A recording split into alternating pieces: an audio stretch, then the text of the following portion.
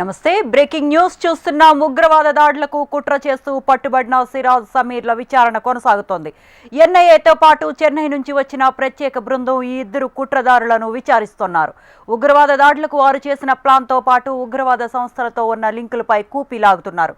నిన్నటి వరకు విచారణకు సహకరించని సిరాజ్ ఇవాళ నోరు విప్పటంతో కుట్ర కోణాలు ఒక్కొక్కటిగా వెలుగులోకి వస్తున్నాయి. ఉగ్రవాద దాడులకు కుట్ర చేస్తూ పట్టుబడిన సిరాజ్ సమీర్ల విచారణ కొనసాగుతోంది. ఎన్ఐఏతో పాటు చెన్నై నుంచి వచ్చిన ప్రత్యేక బృందం ఈ ఇద్దరు కుట్రదారులను విచారిస్తున్నారు.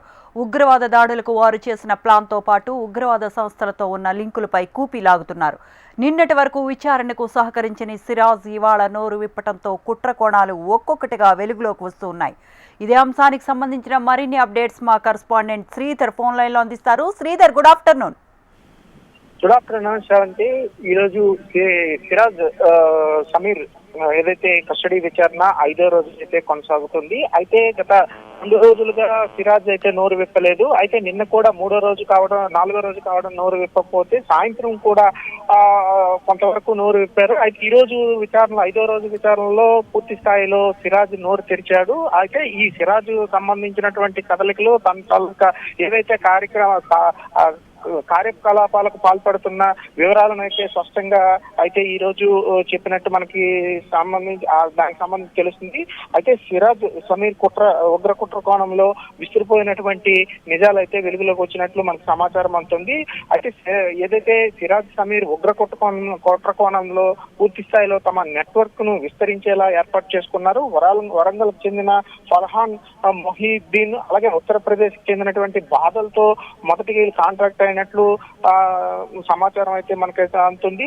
ప్రధానంగా టార్గెట్ కేవలం ఏంటంటే మసీదుల నిర్మాణానికి అహీమ్ అనే గ్రూప్ ద్వారా ఇప్పటికే కొంతవరకు ఫండ్ కలెక్ట్ చేసి భారతదేశాన్ని ఇస్లామిక్ దేశంగా మార్చాలన్నదే వీళ్ళ తాలూకా ప్రధాన ఉద్దేశంగా తెలుస్తుంది. ఈ నేపథ్యంలోని ఈ అహీమ్ గ్రూప్ తో పాటు మరికొన్ని గ్రూపులు క్రియేట్ చేసి ఈ మసీదుల నిర్మాణానికి పూర్తి స్థాయిలో ఫండింగ్ కలెక్ట్ చేయడానికి వీళ్ళైతే పూర్తి స్థాయిలో పావులు కలిపినట్లుగా తెలుస్తుంది. మొత్తం మీద సిరాజ్ కేవలం ఏంటంటే ఉగ్ర కుట్ర కోణంలోనే ఆలోచన విధానం ఉన్నట్లు తెలుస్తుంది. మొత్తం మీద ఈ ఉగ్ర కుట్ర కోణంలో చాలా వరకు 4 అంశాలపై ప్రధానంగా మనకు సమాచారం అవుతుంది. అయితే కేవలం ప్రధానంగా చూసుకుంటే ఎవరైతే స్లీపర్ సెల్స్ వీళ్ళకి ఉన్నారో వీళ్ళు మానవ బాంబులుగా మారిపోవటానికి కూడా వెనుకాడలేని పరిస్థితిలో వీళ్ళంతా తయారు చేసినట్టు తెలుస్తుంది. అలాగే విజయనగరం ప్రశాంతంగా ఉన్న విజయనగరంలో ఒక 4 చోట్ల కూడా టార్గెట్ చేసి ఇక్కడ బాంబు పేలుళ్లు జరపడానికి అయితే పూర్తి స్థాయిలో ప్రయత్నించినట్లు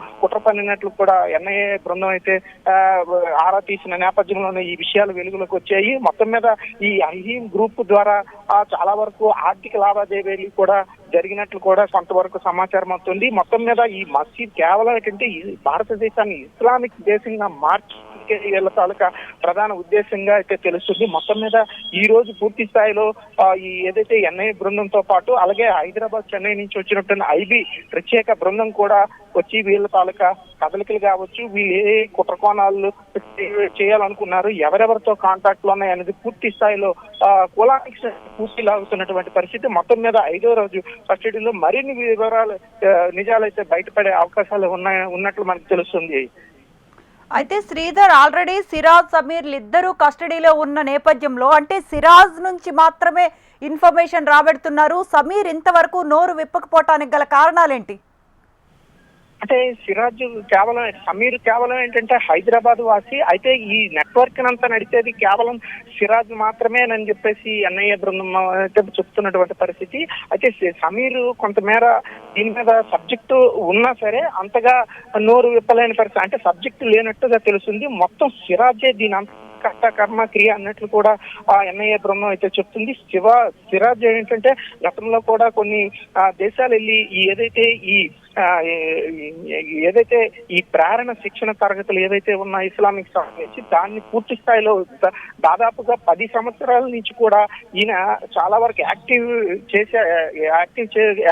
ఉన్నారని చెప్పేసి ఎన్ఐఏ బృందం అయితే చెప్తున్న పరిస్థితి. ఈ ఉగ్రభావజాలం అయితే సిరాజ్ లోనే ఎక్కువ ఉన్నట్లు కూడా ఎన్ఐఏ బృందం కావచ్చు, ఆ విచారణ అధికారులు అయితే చెప్తున్నటువంటి పరిస్థితి. సిరాజే ఈ అహీం గ్రూప్ ఏదైతే ఉందో ఈ 12 సభ్యుల్ని గ్రూప్ అడ్మిన్ గా ఉన్నారు. వీళ్ళందరినీ కూడా స్లీపర్ సెల్స్ గా మార్చి ఇంకా మరికొన్ని విధ్వంసాలకు పాల్పడే విధంగా ప్రణాళికలు అయితే రూపొందించినట్లుగా ఆ ఎన్ఐఏ బృందం నుంచి పూర్తి స్థాయిలో విచారణలో తేలినట్లు మనకు తెలుస్తుంది. మొత్తం మీద సిరాజ్ అయితే నిన్నటి వరకు నోరు మీద, ఈ రోజు 5వ రోజు కస్టడీలో మరిన్ని విషయాలతో నోరు విప్పడంతోనే ఇవన్నీ వెలుగులోకి వచ్చినట్లు తెలుస్తుంది. ఏదేమైనా సిరాజ్ భావజాలానికి పూర్తి స్థాయిలో విచారణ బృందం అయితే మాత్రం ఏదైతే సీరియస్ గా తీసుకుని ఇంకా లోతుగా దర్యాప్తు చేస్తున్నటువంటి పరిస్థితి రావడానికి. రైట్ శ్రీధర్, వీళ్ళల్లో ఎవరైనా అప్రూవల్ గా మారిపోయే అవకాశం ఏమైనా కనిపిస్తోందా?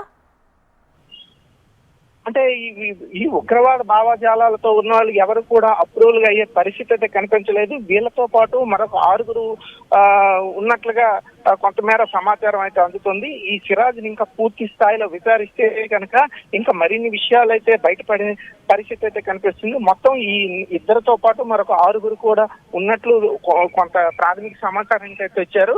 ఈ 6 కూడా పరారులో ఉన్నట్టు తెలుస్తుంది. ఈ 6 కోసం ప్రత్యేక బృందాలుగా గాలింపు చర్యలు అయితే చేపట్టినట్లు తెలుస్తుంది. మొత్తం మీద సిరాజ్ సమీర్ల విషయంలో ఇంకా సీరియస్ తీసుకొని ఇంకా లోతుగా దర్యాప్తు చేసి మరిన్ని వివరాలు రాబట్టే పరిస్థితి అయితే కనిపిస్తుంది Sravanthi. Right Sridhar, thank you for details.